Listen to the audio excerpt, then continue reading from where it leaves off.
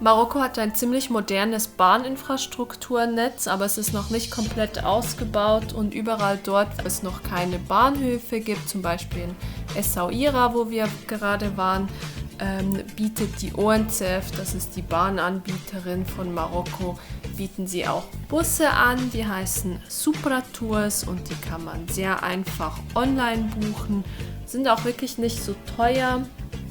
Und sehr bequem, auch mit Klimaanlage und auch sehr zuverlässig. Es ist alles pünktlich abgefahren, wirklich sehr gut geklappt.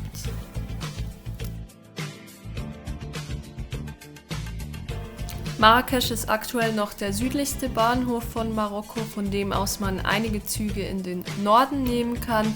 Wir haben zum Beispiel die Train de Ligne, also die Linienzüge von Marrakesch nach Casablanca genommen, von wo aus man dann auf den Al-Borak umsteigen kann.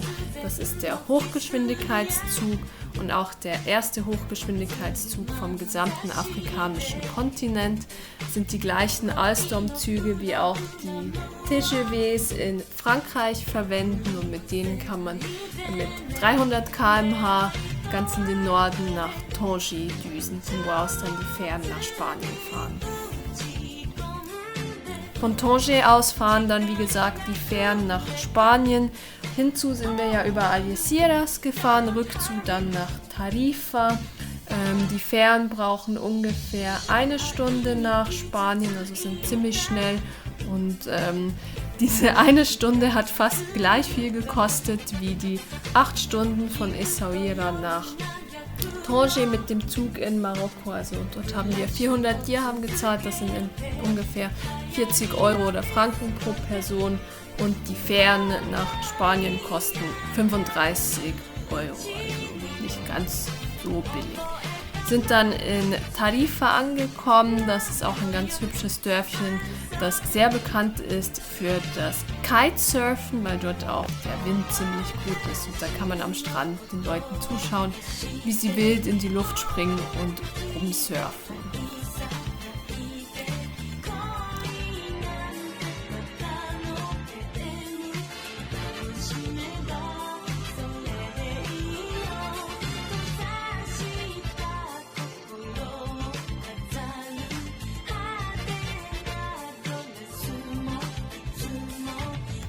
Weil es in Tarifa keinen eigenen Bahnhof gibt, muss man erstmal mit dem normalen Regionalbus nach Algeciras fahren. Dieser Bus kostet ungefähr, ich glaube, 1 bis 2 € und man fährt eine Viertelstunde bis Algeciras, wo man dann auf den Regionalzug umsteigen kann, den wir ja auch schon hinzugenommen haben.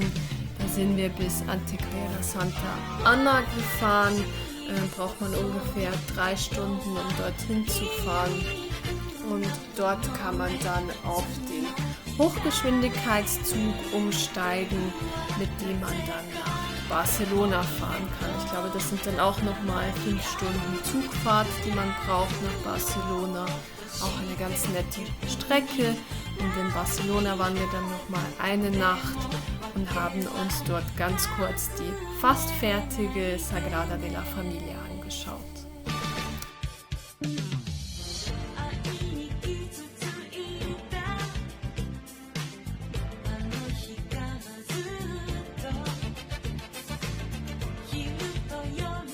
In Barcelona hat uns dann die SNCF einen ziemlichen Strich durch die Rechnung gemacht, weil immer noch die Streiks wegen der Rentenreform am Laufen waren und die ganzen TGVs von Barcelona aus nach Frankreich gestrichen wurden. Deswegen mussten wir noch schnell einen Flixbus buchen, um nach Montpellier zu fahren und dort auf unseren TGV zu kommen.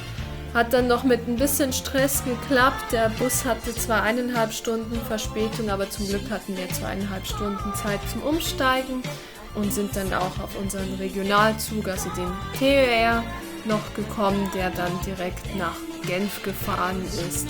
Hat dann irgendwie doch noch alles geklappt, auch wenn es nicht ganz so war, wie wir uns das ursprünglich vorgestellt hatten.